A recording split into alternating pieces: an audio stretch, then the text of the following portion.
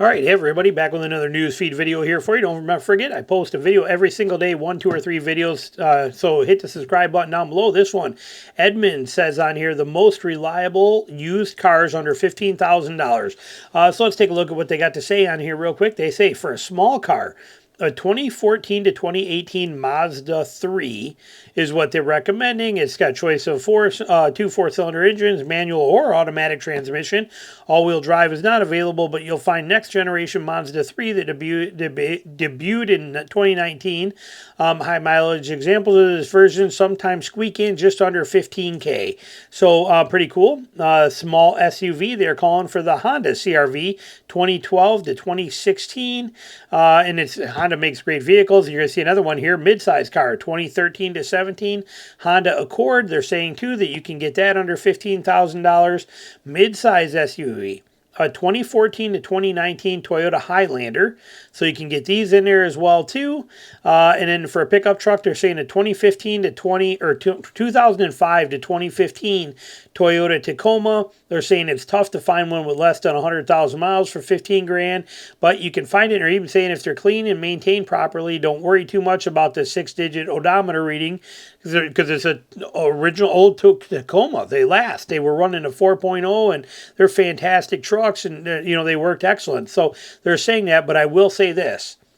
If you're looking at a Toyota Tundra from that era, always inspect everything underneath. Don't just take their word for it. Don't just take a peek at the frame rails. Get down under there. Look for any signs of where they re-welded things on. Check the suspension, where the leaf spring hangers are. Check the frameworks. Check the cross members. Check everything on here to be sure, because rust was a serious issue in this time zone for these things. But these are some very good. Can't argue with these. What's so bit here? These are really good options. Now moving on from this one. This one kind of interesting. Now this is from the Daily Dot. I'm about to pay $980 for an '08 Toyota Corolla S, and it's going to be worth every penny. Should you buy an older car to avoid a car payment like her? Yes, I believe you can. However, you got to understand, like she says it in here right here. She had a '03 Toyota Camry, 146,705 miles on it. She also has a factory radio, which plays cassettes. Everything works good. She's excited. She just paid $980 for an '08 to upgrade. Be worth every penny. Only 118,000 miles on it too. It's not a bad deal. And someone else pined in and said 140K miles, you might be saving on car payments. You're not going to be saving on those mechanic bills. That is true, but so is this one. That car will 100% last 300K miles if taken care of, adding it's a Toyota, what Toyota used to be. Neither one of them are wrong. Both of these comments here are legit. That's the risk. That's the roulette game that you're playing here when you do this. Yes, you're not going to have a car payment, and that is a fantastic thing. I honestly believe that spending $980 for an '08 Corolla with 115,000 miles on it is much smarter than, I think that's a much smarter deal than paying 15 grand for any one of these vehicles on here with 80,000 miles or 60,000 miles on them. Maybe, kind of in between, but the point I'm trying to make here is, here you spend $15,000 on them and you end up losing a motor for whatever reason, or anything major mechanical happens. Trans goes out, anything like that's going to happen. Here, you're in for a world of hurt money-wise. It's going to still cost you thousands and thousands of dollars. With this situation, let's say something goes out on this thing and it wrecks the car, you can scrap it for $500 or whatever the cost, whatever they get, $1,000 or whatever they give you now in a junkyard for the car, and walk away free and clear. It's almost a zero risk right here. $980 for an '08 Corolla S. It's going to be worth every penny. Yes, I 100% agree. If you can find deals like this, man, they're pretty solid. There's nothing wrong with that whatsoever. This, I believe, is a much smarter idea than spending, like I said, 15 grand on something that could end up costing you 5, 6, or 7 grand in just a short amount of time. Next one we got hitting right on here. The main one we're looking at.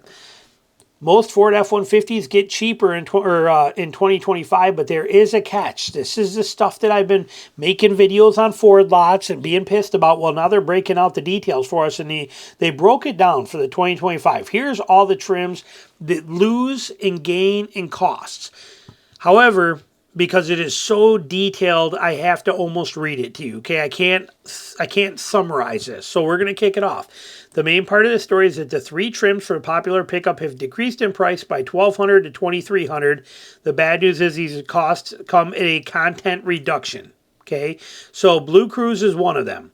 Okay, Blue Cruise has been changed. Now Ford will only offer a 90-day trial on the Tremor and Lariat trims, with a single-year subscription being optional. The King Ranch and Platinums will get a full year trial of Blue Cruise Standard. All other trims, no, you got to pay for it. Okay. After that, you need to lock yourself into either a monthly subscription of $49 or an annual subscription of $500 per year.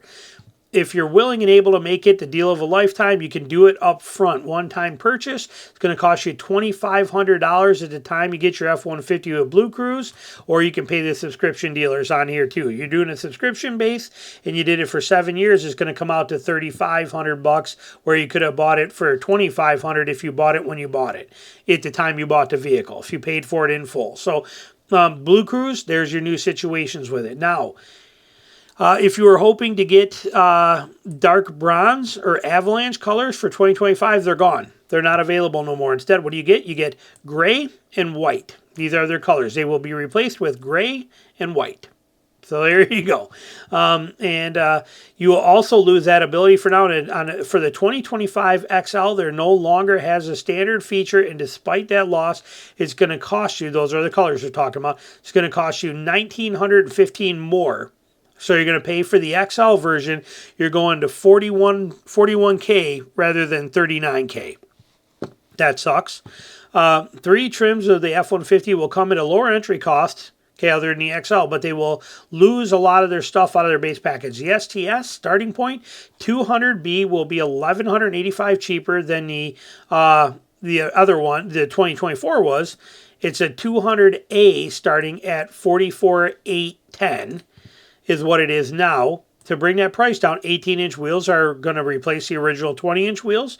You no longer have LED fog lights. You no longer get zone lighting. Of course, you can gain all that back by going up to the 200A package, and that package hasn't been taken fully away yet. You'll end up paying $1,535 for that package, for a total of $4,635, or $350 more than it was in 2024. So even though they're telling you, it went down $1,185.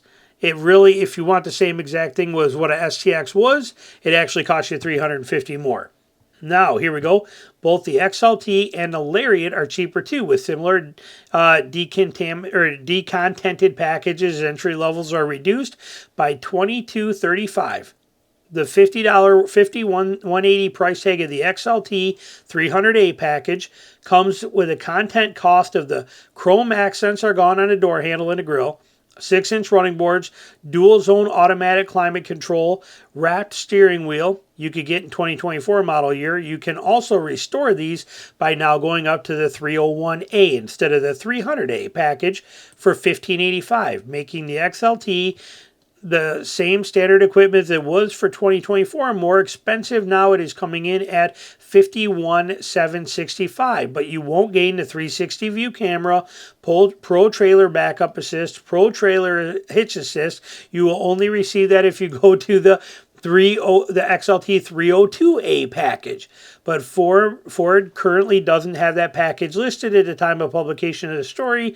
Another decontenting of the 302A and above trim package is a standard keypad. Now gone, it's a $500 option to have that installed from your dealer. We know that. I've talked about that in the past. The Lariat 500A package loses its 20-inch wheel standard, loses a power sliding rear window, universal garage door opener, and a keypad. You'll gain all that back by going to a 501A package at the cost of an additional $2,700. Starting price, look at 2024, so it basically takes you content, so you're now at 67, so you're $435 more than it was for the year before. And also, if I'm not mistaken, Yeah, right here. Lariat will no longer get leather seats, either replaced by Active X vinyl. Okay, it's vinyl seats. And signature lighting. The lighting will only be offered on premium series like the King Ranch and the Platinums. How do you keep up with all this cost cutting? Unbelievable. Just unbelievable. And they are doing what we call peeing down your back and telling it's raining. They're going to tell you that these packages are, they're going to tell you wherever it was in here that they're, all these thousands of dollars less. They're coming at $1,800 or $2,500 cheaper than it was the year before. No, they're not. They've, as these guys said, decontented. Okay, they say a decrease between 1,200, 2,300, but no, they didn't give you a break. They didn't lower the price. They screwed you out of options, and then when you want those options back, they charge you more for it. That's what they did. Put your comments down below. Thanks for watching.